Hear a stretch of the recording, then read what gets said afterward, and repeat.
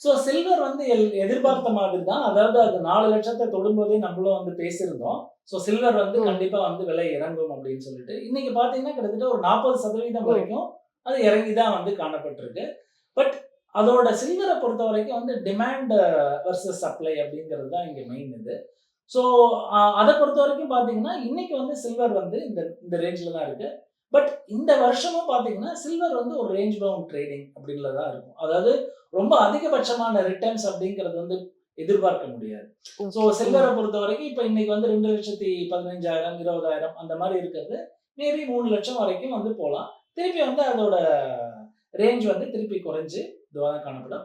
But தங்கத்த பொறுத்தவரைக்கும் நீண்ட கால அடிப்படையில எப்பப்பலாம் தங்க விலை குறையுதோ, அப்போ வந்து வாங்கி வச்சுக்கிறது நல்லதா கருதப்படுது. பட் சில்வர பொறுத்தவரைக்கும் ஒரு ட்ரேடிங்கா தான் நம்ம பார்க்கணுமே ஒழிய, அது ஒரு பெரிய அசெட்டா வந்து நம்ம பார்க்க முடியாது. பட் தேவைகளுக்கான சில்வர் அப்படிங்கிறது, வீட்டு தேவைகளுக்கான சில்வர் அப்படிங்கிறத வந்து வாங்கி வைக்கிறது தப்பு கிடையாது.